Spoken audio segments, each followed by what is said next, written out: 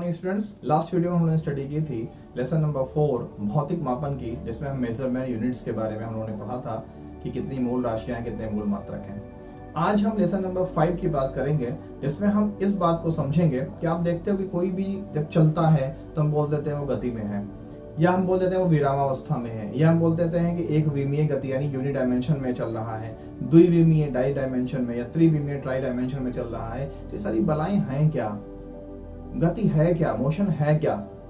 तो मैं Jitendra Mishra brilliant vision में आपका स्वागत करता हूं। उम्मीद करता हूं कि आपने मेरे चैनल को सब्सक्राइब कर लिया होगा। अगर ऐसा है तो from the bottom of my heart I heartly thanks you. नहीं ऐसा किया आपने, गलती से नहीं किया है या किसी कारण से नहीं किया, that is my humble request to you, please subscribe my channel, like the videos and share the videos. तो क्वेश्चन बनता है, गति क्या होती है? गति मीन मोशन। कभी भी जब गति करते हैं तो वहां पर एक फ्रेम ऑफ रेफरेंस होता है। कभी भी हम किसी भी चीज का उदाहरण लिए बिना नहीं कह सकते कि वो उसने गति की। जैसे आपने कहा कि मैं लखनऊ से आ रहा हूं, तो एक क्वेश्चन बनता है कि आप कैसे कह सकते हो कि आप लखनऊ से आ रहे हो, यानी आप मोशन में हो। तो हम बोलते हैं कि देखो अभी लखनऊ हमसे 90 किलोमीटर दूर था, अब लखनऊ हमारे एकदम पास में है, यानी मैं पहुंच गया हूँ। लखनऊ मुझसे दूर हो गया यानी मैं लखनऊ से दूर चला गया हूँ। यानी कि मैं किसी चीज से कंपेयर करता हूँ। छोटा एग्जाम्पल लेते हैं, जैसे कि मान लीजिए कि आप रहीम के घर के पास में थे और अब आप राम के घर के पास आ गए हैं। तो अगर आप बोलो कि सर मैं तो मोशन में था, मैं आपसे बोलूं नहीं मुझे तो नहीं लगता आप मोशन में थे, तो आप खट से एग्जाम्पल दो, सर अभी थोड़ी देर पहले मैं रहीम के घर के पास था, अब सर देखिए अपने घर के पास आ गया या राम के घर के पास आ गया, तो सर बिना चले में आ गया। तो यहाँ पर आपने रहीम का घर या राम का घर या हॉस्पिटल, मैदान, जिसका भी एग्जाम्पल लिया है, that is the frame of reference. वही है निर्देश तंत्र, यानी आपने किसी के बिहाफ पर एग्जाम्पल ले करके इस बात को प्रूव किया है कि आप मोशन में थे, यानी आप गति कर रहे थे। तो अगर हम गति यानी मोशन की बात करें तो किसी पिंड मीन ऑब्जेक्ट होता है, फिलहाल आप हिंदी मीडियम स्टूडेंट हैं बीटीसी, किसी पिंड की स्थिति में परिवर्तन को गति कहते हैं। शब्दों को ध्यान दीजिए, किसी पिंड की स्थिति में परिवर्तन। स्थिति का मतलब वो कहीं पर था, एक स्थान आ गया, कहीं पर आ गया है, दूसरा स्थान आ गया। तो इन दोनों स्थानों के बीच में वो चला है, इसलिए वो कैसा था? मोशन में था। इन दोनों स्थानों को हटा दीजिए, आप मोशन में नहीं हो। क्यों? स्थिति का परिवर्तन नहीं दिख रहा है। तो इसी को बोलते हैं स्थिति का परिवर्तन के आधार पर गति। तो गति के लिए फ्रेम ऑफ रेफरेंस यानी निर्देश तंत्र बहुत जरूरी है। फ्रेम ऑफ रेफरेंस का मतलब कि किसी भी चीज की तुलना में जब आप एक्सप्लेन करते हो कि अभी मैं वहां था, अब यहाँ, जैसे आपने कहा कि मैं बाजार हो आया हूँ, तो मैं पूछूं कैसे, तो आप बोलोगे सर मेरे जेब में तो मेरे झोले में सब्जी है, मैं बाजार से लेकर के आया हूँ, यानी मैं था कहाँ? बाजार में। अब कहाँ हूँ? अपने घर पर, यानी गति हुई। समझ पा रहे हैं बात को? मैं लखनऊ पहुंच गया, कैसे मान लूंगा आप पहुंच गए? क्योंकि सर मैं फैजाबाद में था, अब सर लखनऊ में हूँ, तो क्या बिना चले पहुंच गया? यानी मोशन हुआ।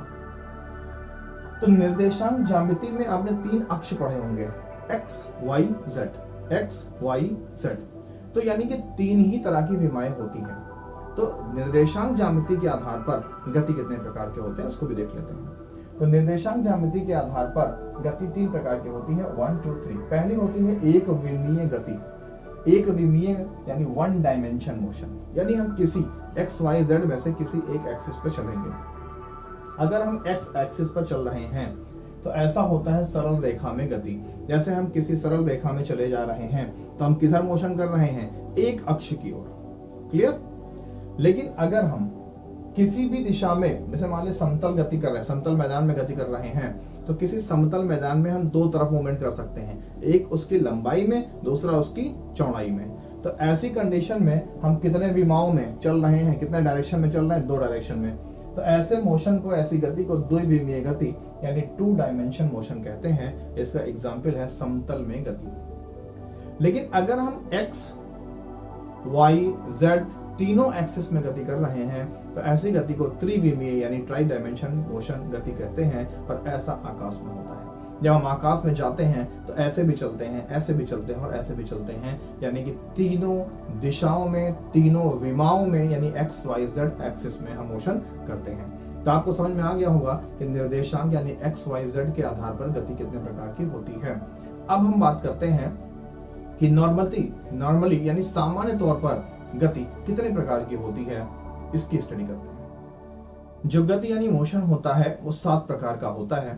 वन बाय वन हम इन सब की स्टडी करते हैं। तो सबसे पहले हम देखते हैं कि जो पहला मोशन होता है वो होता है रेखीय, इंग्लिश में ट्रांसलेटरी मोशन, या आप बोल सकते हो कि स्थानांतरण गति, जिसमें कि चेंज ऑफ प्लेस होता रहे। तो रेखीय स्थानांतरण गति, शब्दों पे ध्यान दीजिएगा। स्थानांतरण, स्थान का अंतरण यानी चेंज ऑफ प्लेस, यहाँ पर स्थान जरूर बदलना चाहिए। तो इसमें पिंड सरल रेखा में, शब्दों में ध्यान दीजिएगा, पिंड सरल रेखा में तथा पिंड का प्रत्येक कण समान वेग से गति करता है। यानी एक स्पीड से अगर हम कहीं जा रहे हैं एक रेखा में, जैसे हम बाजार जाते हैं, स्कूल जाते हैं, तो ऐसी गतियों को हम रेखीय या स्थानांतरण गति कहते हैं, क्योंकि इसमें स्थान का परिवर्तन होता है।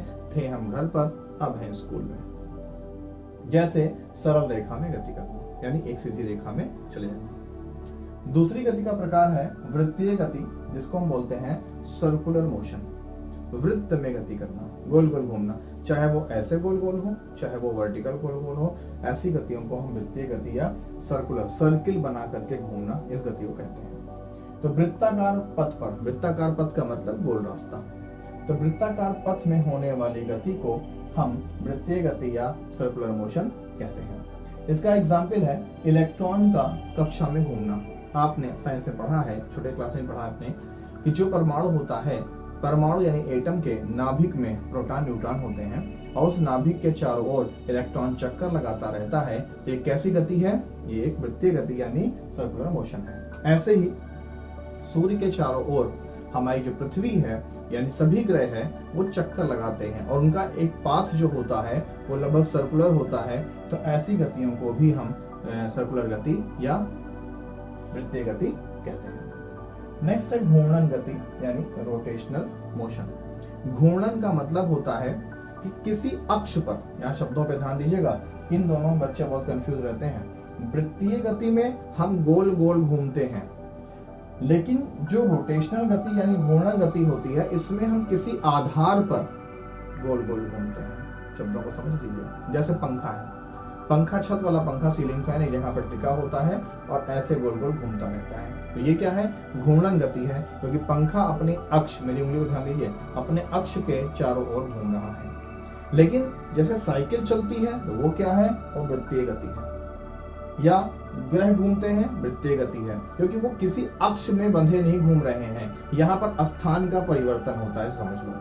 वृत्तीय गति में स्थान का परिवर्तन होता है, घूर्णन गति में स्थानांतरण नहीं होता, यानी स्थान का परिवर्तन नहीं होता। जो चीज जहां है, छत में लगा हुआ पंखा जिंदगी भर चलता रहेगा, लेकिन छत में जहां लगा है वहीं लगा हुआ घूमता रहेगा। लेकिन साइकिल की पहिया भी गोल गोल घूमती है, मगर वो जगह भी बदलती रहती है। और साइकिल पर, मोटरसाइकिल पर बैठ करके, ट्रेन पर बैठ करके हम लंबी दूरी का सफर तय कर लेते हैं। तो बिना स्थान का परिवर्तन हुए नहीं, तो स्थान परिवर्तित होता है। किसमें? वृत्तीय गति में। किसमें स्थान परिवर्तन नहीं होता? घूर्णन गति यानी रोटेशनल मोशन में। नेक्स्ट है दोलन गति, जिसको हम बोलते हैं वाइब्रेशनल मोशन। दोलन, दोलना, हिलना, यानी किसी एक अक्ष के अगल जाना, बगल जाना, अगल जाना, बगल जाना। आपने झूला झूला होगा, झूला टंगा हुआ है, झूले को आपने पकड़ा, ऐसे छोड़ दिया, झूला इधर गया, फिर इधर आया, फिर इधर गया, फिर यहाँ पे आया, फिर इधर गया, फिर यहीं पे आया। यानी झूला हर चक्कर में अपनी मेन स्थिति को, मध्यमान स्थिति को टच करता है, फिर इधर चला जाता है, फिर यहीं पे आता है और फिर इधर चला जाता है। ऐसी गतियों को हम दोलन गति या वाइब्रेशनल मोशन कहते हैं। जैसे आपने घड़ी के पेंडुलम में और झूले में झूलते हुए बालक को देखा होगा। ये उसकी डेफिनेशन है कि दो बिंदुओं के मध्य, दो बिंदु हो गए, ध्यान दीजिएगा, झूला यहाँ पर था, एक बार यहाँ गया, एक बार यहाँ आया, तो दो बिंदु हो गए। तो दो बिंदुओं के मध्य सरल रेखा में गति को दोलन गति कहते हैं। जैसे घड़ी का पेंडुलम है और झूला झूलता हुआ बालक है। तो नेक्स्ट जो मोशन यानी गति है वो है प्रक्षेप गति।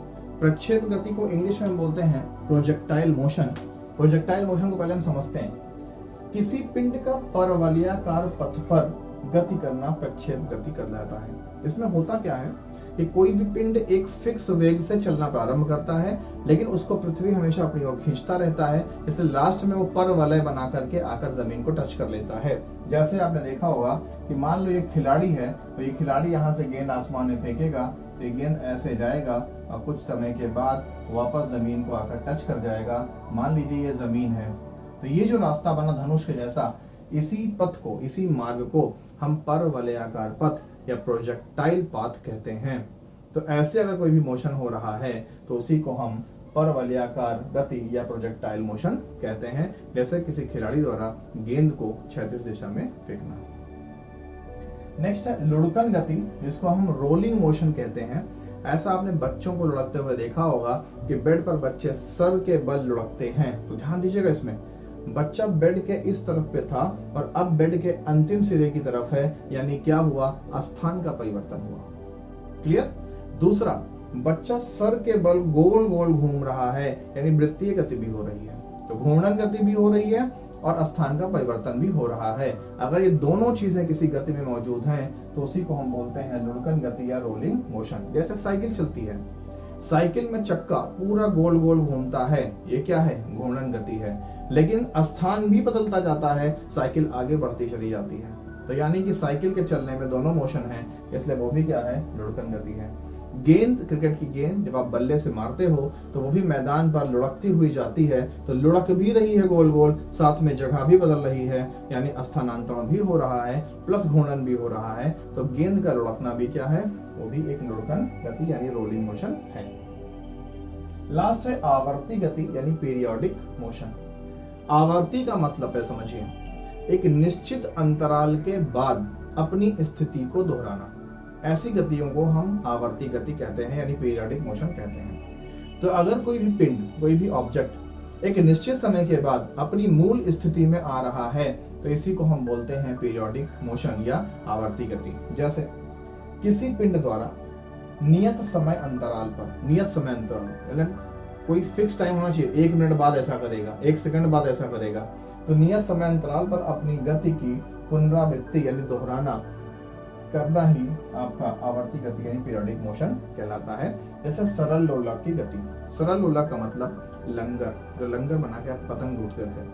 तो अगर हम एक पत्थर ले लें, उस पत्थर में कोई ऐसा धागा बांध दें जिस धागे में ऐंठन ना हो, तो ऐसी बनी संरचना को हम लोलक कहते हैं। उस लोलक को कील में फंसा के और पकड़ के छोड़ दें तो झूले की तरह वो इधर उधर झूलेगा और एक निश्चित समय के बाद अपने इस बीच वाले मध्यमान स्थिति में आता रहेगा। एक बार इधर जाएगा, फिर लौट के यहाँ आएगा, फिर यहाँ जाएगा, जैसे मैंने झूले में समझाया था, ठीक है। लेकिन लोलक और झूला अलग होता है। या स्प्रिंग की गति, स्प्रिंग को पकड़ कर हम छोड़ दें तो स्प्रिंग ऐसे ऐसे ऐसे ऐसे हिलता रहेगा, तो ये भी क्या है, स्प्रिंग भी लोलक की तरह गति कर रहा है। तो ऐसी गतियों को हम आवर्ती या पीरियोडिक मोशन कहते हैं। तो उम्मीद करता हूं कि आपको ये लेसन नंबर 5 में गति और गति के प्रकार पूरी तरह से समझ में आ गया होगा। ये 7 प्रकार भी आपको समझ में आ गया होगा, क्योंकि आपके सेमेस्टर एग्जाम में और छोटे क्लास के बच्चों को भी अगर आपको पढ़ाना पड़ा तो उनके लिए भी इम्पोर्टेंट है। तो अगर ऐसा है तो प्लीज वीडियो को लाइक, शेयर और सब्सक्राइब कीजिए, जैसे मेरे अपडेट्स, नोटिफिकेशन इधर वीडियो अपलोड होते ही आप तक पहुंच जाया करें। मिलते हैं नेक्स्ट वीडियो में। गति के समीकरण जो न्यूटन साहब ने दिया था, उन समीकरणों की स्टडी करेंगे जो कि लाइफ टाइम के लिए मोस्ट इंपॉर्टेंट है। Thank you.